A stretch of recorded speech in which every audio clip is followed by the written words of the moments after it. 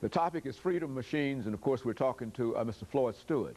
Mr. Stewart, before we end this session for today, I think people might be curious as to how you arrived at the studio today.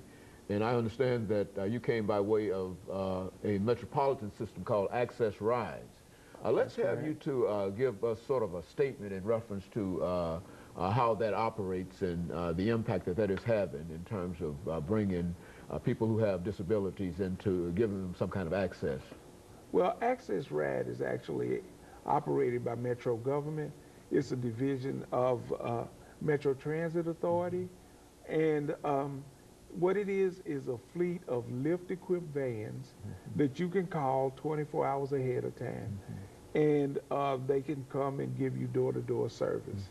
Of course, you see I'm in this huge wheelchair, 300 pounds, but they have these lift-equipped vans that can pick me up and take me from point A to point B. And one other thing is that Mayor Purcell has actually put funding into the Transit Authority to make all of the fixed route buses lift equipped.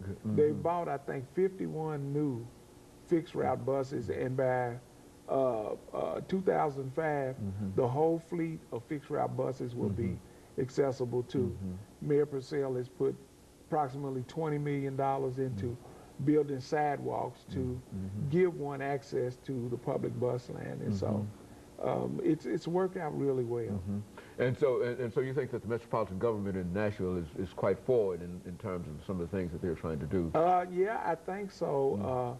Like I said, Mayor Purcell has basically put his money where his mouth is about making Metro Davidson County accessible, one of the most accessible cities in the country.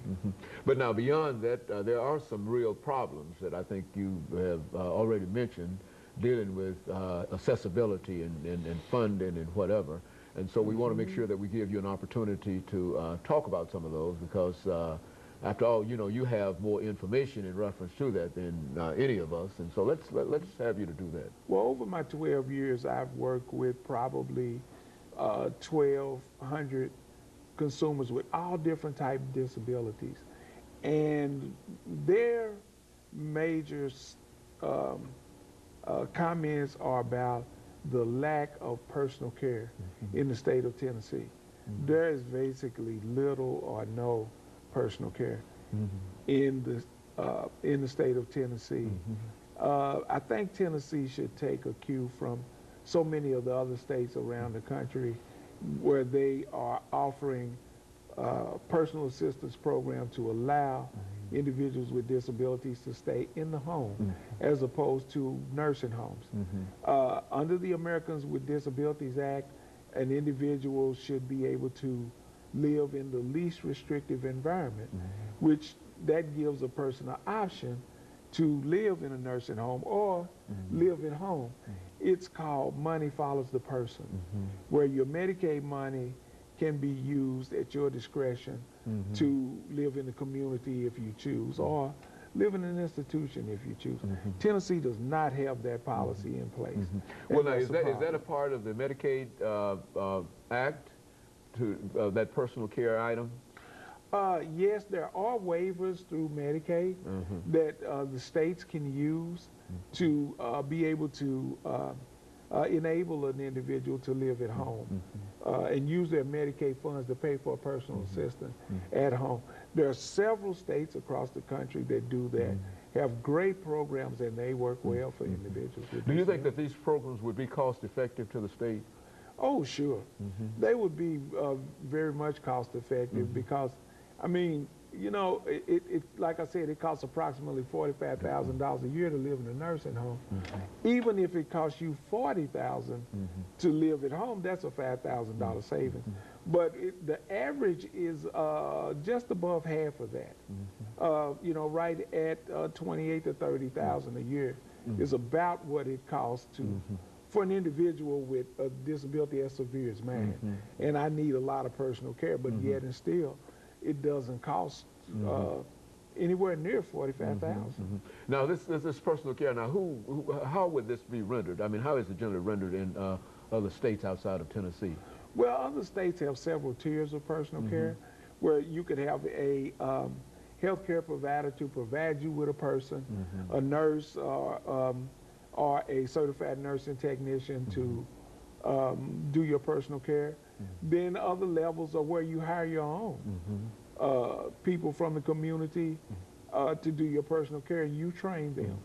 And then some states actually pay family members to do personal care. And of course, you do the training. So there are all different scenarios there that can be used for the benefit of the individual with a disability. And I can't say this enough, for the taxpayer. Well, now, do you believe that the state is aware of this? I mean, is there enough information in terms of presenting this information to the state? I think so. We've worked really hard with legislators to get this done, but I hate to say that we've not had a really positive response for a wide range of programs for individuals. And I think it's because of the huge nursing home lobby. The nursing home industry spends tons of money every year to, in my estimation, suppress our efforts to put these programs into practice. Well, now, the nursing home industry would generally receive its money from Medicaid and Medicare. That's correct. And whatever. And so what you're suggesting is that perhaps because they're able to receive this $45,000 example as you used, they would rather keep you in the nursing home for $45,000 than to allow the government to pay $20,000 to keep you at home. Is that what you're suggesting? True. Well, that's not what I'm suggesting. That's what I'm saying emphatically, is that that's what's going on. It's a nursing home state. The nursing home industry is just that. It's an industry. They're set up to make money, and that's all it is. And so I think that's why they're throwing up barriers to doing that. I think, though, you know, they've used excuses like, you know, if they let too many people out of nursing homes, then, you know, it's going to cause them people to lose jobs, the caregivers and whatnot. But that's not actually true. If a person lives in a nursing home, you've got one nurse taking care of 12 to 14 people maybe. But if you let a person live at home, it's going to create a whole new industry. Because now, instead of having 1 on 12, you've got 1 on 1. So you're going to need more nurses and more nursing technicians. So it's actually going to create jobs for people. You know, and in my estimation, that would be an opportunity for the nursing home industry to go into the home health industry and actually expand. Broaden what they're doing They're now broaden instead what they're of doing, warehousing people essentially. Thank you. Is that, that sounds like that is exactly situation the word that you're explaining, yes, sir. defining, and but it would be cost effective if these individuals could get out of. It would and be. Do you believe that there are a large number of individuals in these situations who would like to be at home and would like to be out of there?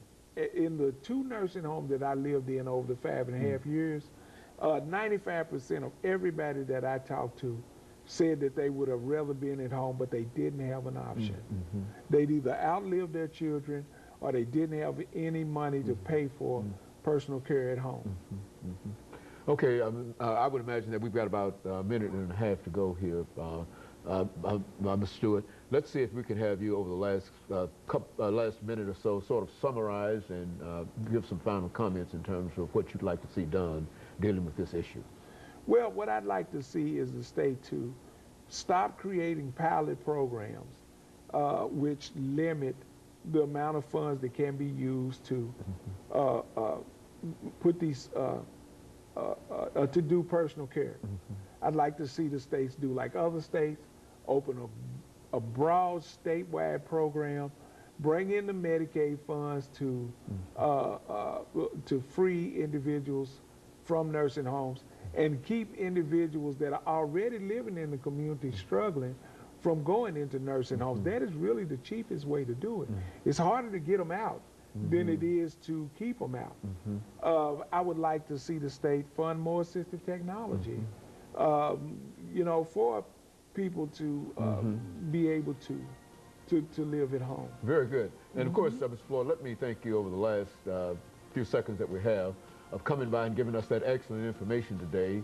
And of course, let me encourage our audience to tune in again next week for another informative edition of Comments. Thank you and good morning.